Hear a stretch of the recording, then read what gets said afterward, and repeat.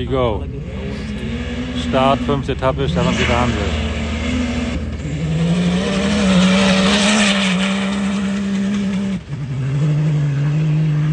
Uiuiui, das wird eine staubige Angelegenheit.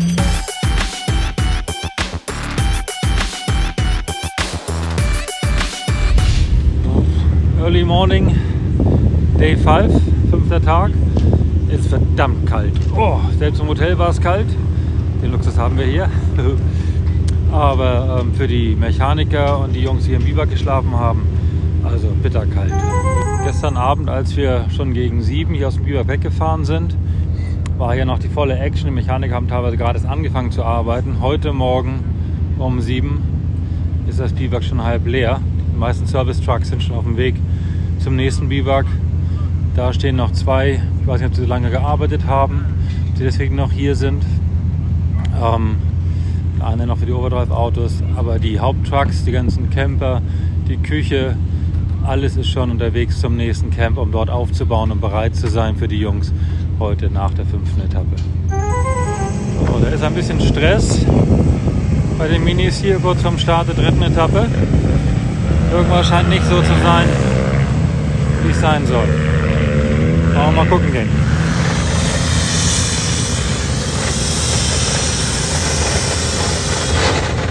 So, hier werden die Telefone verstaut. Die müssen außerhalb des Cockpits sein, in einer Box, und diese Box wird dann versiegelt, damit die Fahrer, Beifahrer nicht während der Etappe irgendwie Kontakt aufnehmen können mit dem Team oder illegale Hilfsmittel nutzen können, denn auch in jedem Telefon ist ein GPS. Paulo! Hey! All good? Well done yesterday. Congratulations! Yeah. Thank you. Good job. Yeah. Have fun today. I think it's better today. It's a bit easier today, I think, yes. Bring it home. Hey, well done. Letzte Vorbereitung, Anspannung ist da. So. Hier nochmal einen Blick ins Cockpit. Das schnellste Auto auf der Strecke. So, da läuft die Uhr. Ich weiß nicht, wann da rein muss. 48 eventuell. Die Jungs machen sich fertig. Nasser ist auch schon da mit Mathieu. Gleiche Prozedere. Telefone raus aus dem Cockpit, rein in die Box, versiegeln. Fans, Presse, Medien, alle sind da. Immer wieder toll zu sehen, die Anspannung kurz vorm Start. Ich kenne es ja wirklich gut genug durch meine 20 Dakar, die ich selber mitgefahren bin. Was eben jetzt für die Jungs neu ist, sie bekommen hier vorne an der Uhr gleich erst das Roadbook für den heutigen Tag. Dann haben sie auch mal eine Viertelstunde Zeit, da einmal durchzugehen, um sich so ein bisschen mit der Strecke vertraut zu machen. Und dann geht es direkt los. Das ist also, ja, wie soll ich sagen, es kostet verdammt viel Nerven für Fahrer und Beifahrer, nicht zu wissen, was auf sie zukommt. Satellitentechnik für die Datenübertragung. So, und hier haben wir den Stapel Roadbooks. Das Gold der Rallye. Stefan kommt rein, parkt ganz an der Seite, nicht im tiefen Sand. Kleinigkeiten, aber möchte die Kupplung schonen, gleich beim Losfahren. Jetzt bekommt er seinen Roadbook und dann geht es rein in diese Sicherheitszone. In der Zone noch 15 Minuten Zeit, das Roadbook anzuschauen, bevor dann dahin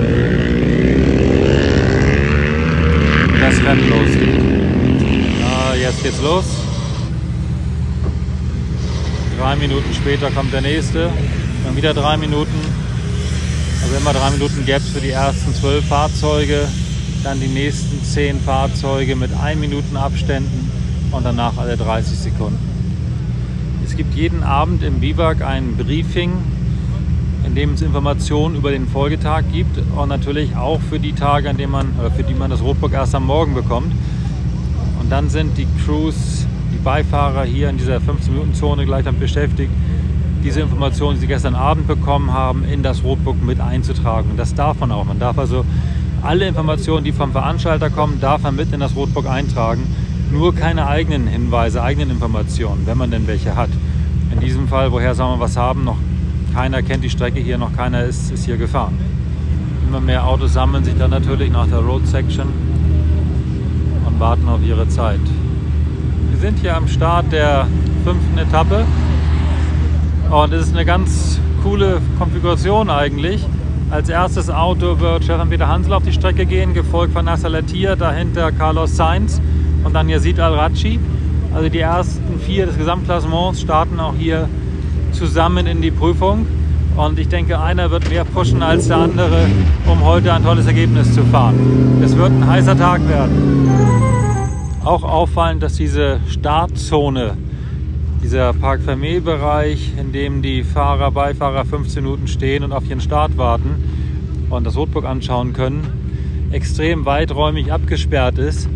Das heißt, keine Zuschauer, keine Medien, keine Helfer, kein Support, niemand kann ans Auto rankommen. Man hat 10 Meter mehr, 15 Meter Abstand zu den Fahrzeugen, damit eben keine Kontaktaufnahme möglich ist, damit nicht noch irgendwelche Informationen von außen ins Auto kommen können oder aus dem Auto nach außen gehen. Die Jungs müssen im Auto sitzen bleiben, keiner darf rangehen ans Auto, sind komplett auf sich allein gestellt. Also die Navigation sehr spannend und sehr geheimnisvoll bei dieser Dakar. Hier stehen sie jetzt, die ersten 4.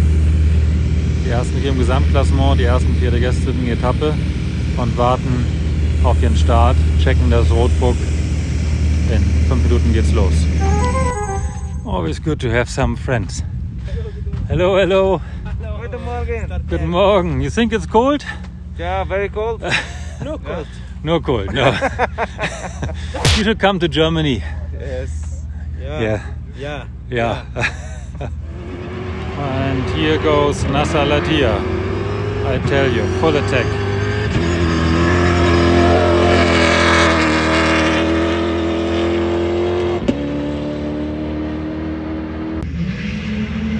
Carlos Sainz takes off. Sieht man, das ist ein Problem von dem Zweiradantrieb.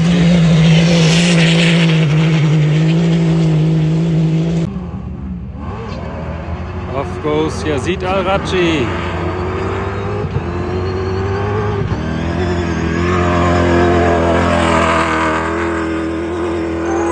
This is Tronch.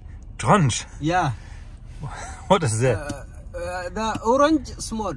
Small, small orange. This Baba. Some Baba. Oh yeah. Yeah. The father of orange. Yeah. Ah, the father of orange. Yeah, Okay, yeah, I see.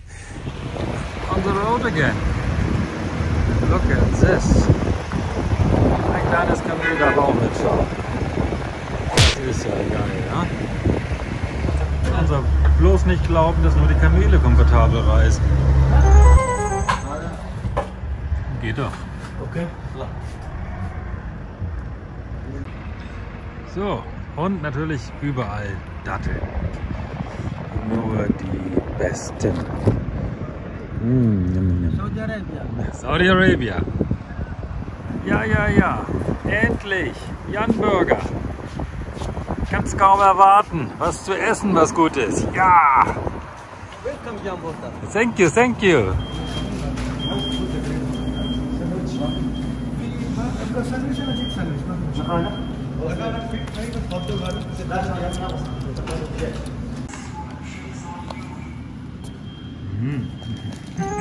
Die Jungs sind hier noch busy, das Camp aufzubauen für das 5. Biwak. Warten auf die Autos, die müssen eigentlich auch jeden Moment hier ankommen. Und dann gibt es wieder viel Arbeit. Die 5. Etappe war bei den Autos auch wieder ereignisreich, auch wenn sich im Gesamtklassement nichts verändert hat. Anfangs hat Yazid einen super tollen Job gemacht, eigentlich die ganze Etappe über, aber er hat anfangs eben geführt. Wurde dann abgelöst von Nasser, nachdem er einen Plattfuß bekam. Und zwar war Yazid aufgelaufen auf Carlos Sainz, war in seinem Staub und hat dann einen Stein übersehen, Plattfuß bekommen, hat wieder Zeit verloren. Dadurch ist Nasser nach vorne gekommen, wurde dann später wieder von Carlos eingeholt und Yazid hat sich nochmal verfahren, was viel Zeit gekostet hat, so dass am Ende Carlos gewonnen hat vor Nasser, vor Stefan, der heute eröffnen musste und auch da einen relativ guten Job gemacht hat, und dann Yazid auf Platz 4. Also die ersten 4 des Gesamtklassements, heute auch ersten 4 der Tageswertung. Leider haben sich die Abstände zwischen den einzelnen Fahrern ein bisschen vergrößert, aber mit dem, was morgen auf uns wartet und dann vor allem in der 2. Woche, ist noch überhaupt nichts entschieden. Bei den Motorrädern heute auch wieder ein spannender Tag. Sehr stark heute Toby Price, hat sich toll in Szene gesetzt, stark gefahren von Anfang an. Verdient gewonnen. Ricky Brabec hart gekämpft, sehr schnell, sehr gut unterwegs gewesen. Anfangs Sam Sunderland, bevor es dann erwischt hat, Sturz und out of race. Sehr schade, Verlust würde ich sagen für das Rennen. Aber ja, ansonsten auch wieder sehr spannend gewesen, dazu später mehr. So, hier sehen wir ein paar Pressekollegen, hätte ich fast gesagt. Pressejungs aus Südafrika, mit denen ich viele Jahre zusammenarbeiten durfte. Und sie sind wesentlich freundlicher, als sie aussehen. I'm very concerned because I don't know what to say.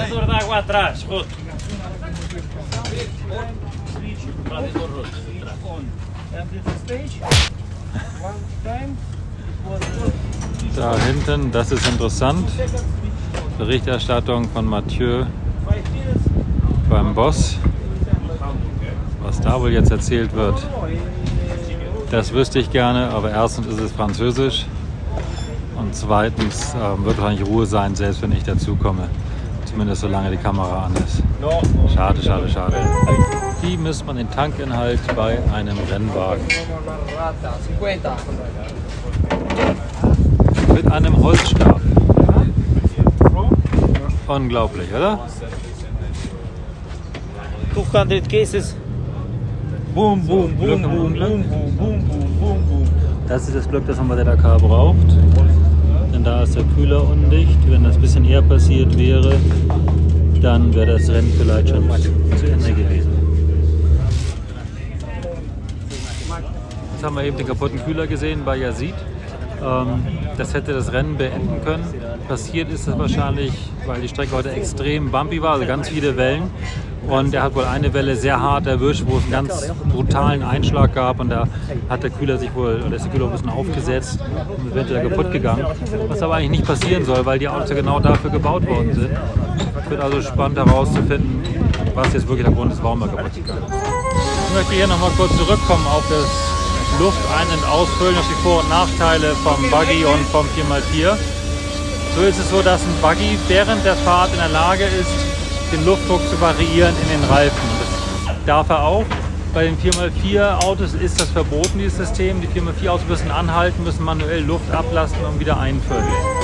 So, und wenn die Allradfahrzeuge, Allradfahrer dann Luft einfüllen wollen, heißt das raus aus dem Auto und dann haben sie hier einen Schlauch dabei und einen Anschluss.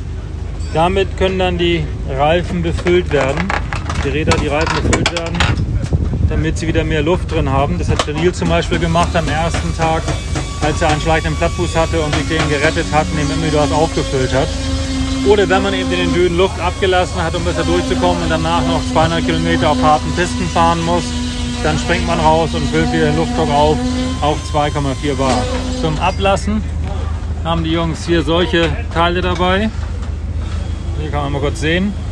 Das heißt, wenn Luft abgelassen werden muss, dann wird rausgesprungen aus dem Auto, werden diese Dinger gegriffen, man rennt zu den Rädern, steckt die drauf, schaut auf die Uhr. Man macht vorher sich einen Timetable, wie lange es dauert, um von 2,4 Bar auf 1 Bar Luftdruck abzulassen oder auf 1,5. Je nachdem, was man möchte, so lange wartet man dann, lässt die Dinger drauf, zieht sie wieder ab, rein ins Auto, angurten und weiter geht's. So, die 5. Etappe ist so gut wie vorbei.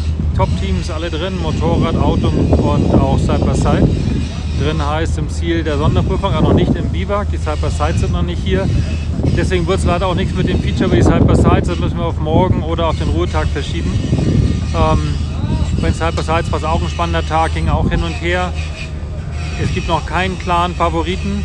Ola und Mitch, die gestern toll nicht nur Zweiter geworden, sondern gewonnen haben. Also sensationelle Leistung von den beiden. Hatten heute ein bisschen Pech, Anfang sehr gut dabei, geführt, trotz des Eröffnens. Dann Plattfuß bekommen und wohl noch andere Probleme gehabt. Und heute deswegen weiter hinten, aber gesamt noch auf Platz 6 und noch ein guter Schlagdistanz, um auch noch am Ende ein Wörtchen mitreden zu können um den Gesamtsieg. Also coole Leistung von den Red Bull Junior Jungs und von dem OT3. Es bleibt spannend, morgen mehr. Schalte wieder ein, YouTube-Kanal von den Weberwerken. Bis dahin, viel Spaß.